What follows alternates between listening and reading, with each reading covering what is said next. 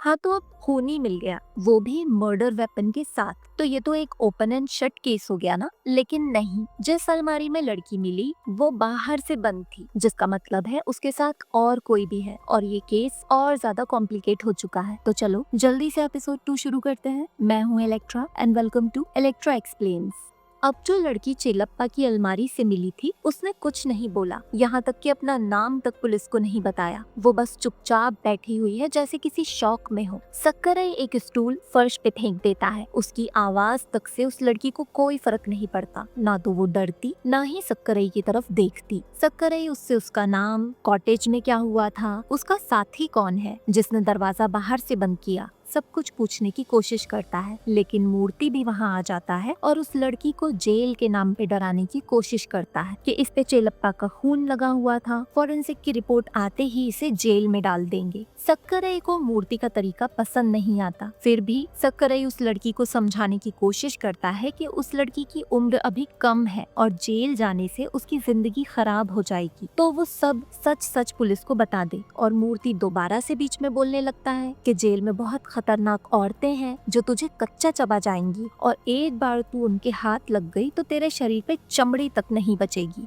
सक्करई यहाँ थोड़ा सा इरिटेट हो जाता है क्योंकि मूर्ति और सक्करई दोनों का स्टाइल काफी अलग है और सक्करई उस लड़की से बात करने की कोशिश कर रहा है लेकिन मूर्ति बीच में अपना बोले जा रहा है, लेकिन वो लड़की कुछ भी नहीं बोलती। सक्करई बोलता है कि हो सकता है मालती और सुंदर उस लड़की को जानते हो। मूर्ति बताता है कि उसने पहले ही उनको उस लड़की का फोटो दिखा के पूछ लिया है, वो भी उसे नहीं जानते। और फिर धीरे से बोलता है कि दूध पीता बच्चा समझ रखा है, जो सक्करई को सुनाई नहीं देता। असल में पहले दिन से ही मूर्ति को सक्करई से प्रॉब्लम है क्योंकि ये केस सक्करई को मिल गया है। फिर मूर्ति सक्करई से बोलता है कि वो लड़की यहाँ की नहीं है। त्योहार में हजारों लोग आते हैं और ऐसे में पता लगा पाना मुश्किल है। अब यहाँ नंदिनी के जेल का दिखाया जाता है। नंदिनी एक तो काफी डिप्रेस्ड है, उसको लगता है कि अब वो जेल से नहीं निकल पाएगी और दूसरा उसको गुणा को मारने का बहुत गिल्ट है और ये गिल्ट डरावना सपना बनके उसके पीछे पड़ चुका है। ऐसे में एक किन्नर जिसका नाम विमला है वो उसको दिलासा देती है और इसी तरह नंदिनी और विमला की अच्छी दोस्ती हो गई है। अब क्योंकि नंदिनी की तो कोई फैमिली नहीं बची है, उसकी बहन मर चुकी है, पापा जेल में है और माँ आश्रम में, तो उससे कोई जेल में मिलने नहीं आता। इसलिए विमला के मिलने वाले जब आते हैं तो अपने साथ वो नंदिनी को भी मिलवाने ले जाती है। इस टाइम एक पुलिस वाली जिसका नाम भानु है विमला को उल्टा सीधा बोलने लगती है।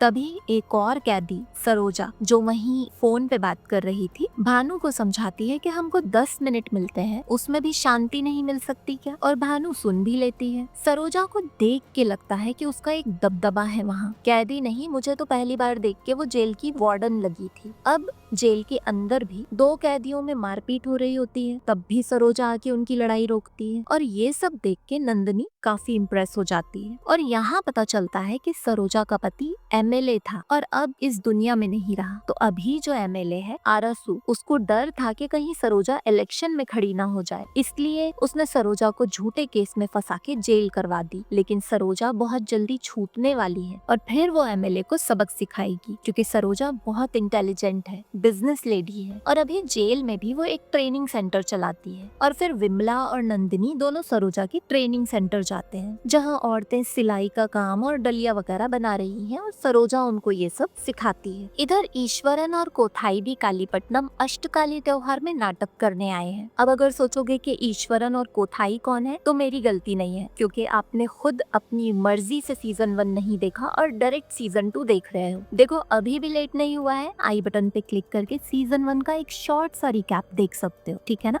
तो चलो अभी आगे बढ़ते हैं। अब ईश्वरन और कोथाई को नाटक के लिए स्टेज लगाना है जिसकी परमिशन उनको पुलिस से लेनी होगी, इसलिए वो पुलिस स्टेशन आए हैं और वहाँ वो सक्करई को देख के उससे बात करते हैं और उससे मदद मांगते हैं। सक्करई उनकी मदद करता है और उनको अंदर एक कांस्टेबल गीता के पास भेज देता है। पुलिस स्टेशन में वो लोग इंतजार कर रहे होते हैं, तभी कोथाई की नजर उस लड़की पे पड़ती है और वो उसे पहचान लेती है कि वो मुथु है। अब ईश्वरन मुथु को आवाज देता है और वो लड़की उनकी तरफ देखने लगती है, लेकिन वो लोग जब उससे पूछते हैं कि वो वहाँ क्या कर रही है तो वो कोई जवाब नहीं देती। अब गीता ये सब देख लेती है और दोनों को सक्करई के पास ले जाती है। यहाँ ईश्वरन बताता है कि ये लड़की मुथु है, एक ऑर्केस्ट्रा डांसर जिसे सब मधुबाला के नाम से जानते हैं। मधुबाला नाम सुनते ही एक पुलिस वाला बोलता है कि मधुबाला तो बहुत खूबसूरत और मशहूर ऑर्केस्ट्रा डांसर है, बिना मेकअप के तो मैं इसे पहचाना ही नहीं। ईश्वरन बताता है कि मुथु एक डांस ग्रुप सिंथूरा पोवे में काम करती थी,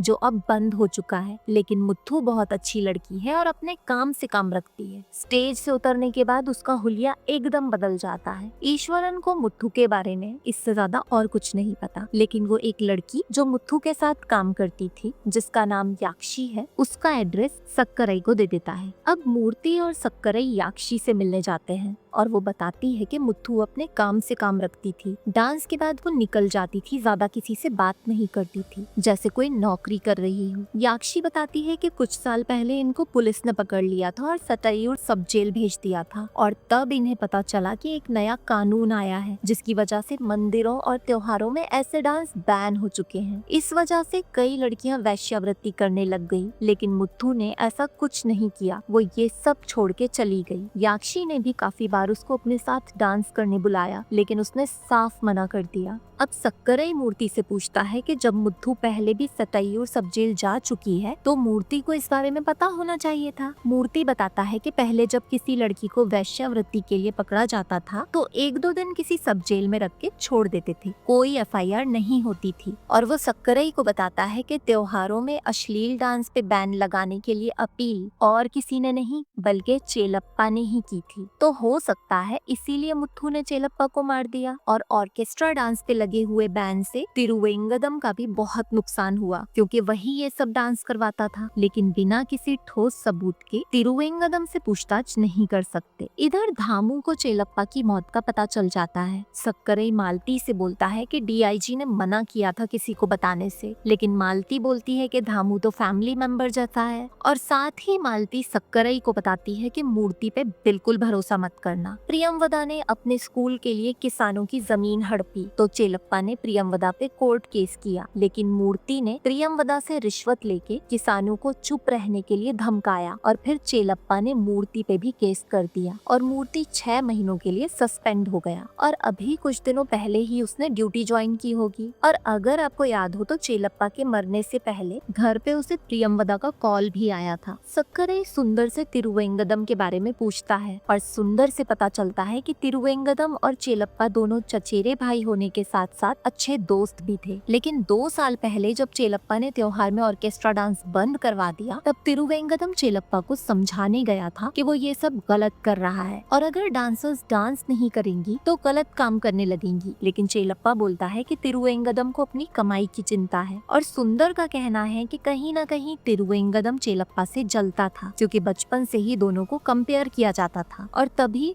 मारप्पन के चैनल पे न्यूज में सब कुछ बता दिया जाता है। मतलब चेलप्पा की मौत को अभी सबसे छुपाना था। यहाँ तो मौत कैसे हुई, कहाँ हुई, मुथु ने मारा, मुथु का फोटो, वो कौन है, और इस सब में तिरुवेंगदम पे भी शक है, उससे पूछताछ भी होने वाली है। सब कुछ A to Z चैनल पे दिखा दिया जाता है। इस बात के लिए डीआईजी मूर्ति और सक्करई दोनों को बहुत सुनाता है। अब तिरुवेंगदम पुलिस स्टेशन आता है मारप्पन के खिलाफ कंप्लेन करने, क्योंकि न्यूज में तिरुवेंगदम का नाम लिया गया था कि उस पे भी शक है। और सक्करई तिरुवेंगदम से ही सवाल पूछने लगता है कि झंडा फहराने वाली रात वो कहाँ गया था, क्या कोई गवाह है या नहीं। मुथु का फोटो दिखा के भी पूछता है। अब तिरुवेंगदम बताता है कि चेलप्पा और वो दोनों हमेशा दोस्त थे। 2 साल पहले भी जब उनकी ऑर्केस्ट्रा डांस को लेके लड़ाई हुई थी, रात में दोनों ने मिलके साथ शराब पी, बातें की और उनके बीच सब ठीक था। इधर पता चलता है कि वो न्यूज तो किसी रिपोर्टर ने खुद ही चैनल पे दिखा दी थी। इसमें मारप्पन का कोई हाथ नहीं था, उल्टा वो तो उस रिपोर्टर को मारता भी है कि आधी अधूरी न्यूज चैनल पे दिखा दी। लेकिन बहुत लोग ये न्यूज देख चुके हैं। एक कोर्ट में कुछ वकील ये न्यूज देख रहे थे, तभी उनमें से एक लड़की उठ के वॉशरूम जाती है और एक लेटर को जला देती है। और अब एक गाना शुरू होता है जिसमें अष्टकाली त्योहार के बारे में बताया जा रहा है और गाने के साथ साथ कुछ लड़कियां दिखाई जा रही हैं। जिस शहर में ये त्योहार मनाया जाता है उसका नाम कालीपट्टनम है, यानी कि काली का शहर। और अष्टकाली मतलब 8 काली, जो नाग देवी के 8 अंडों से निकली थी। 8वें अंडे से निकली थी गांधारी,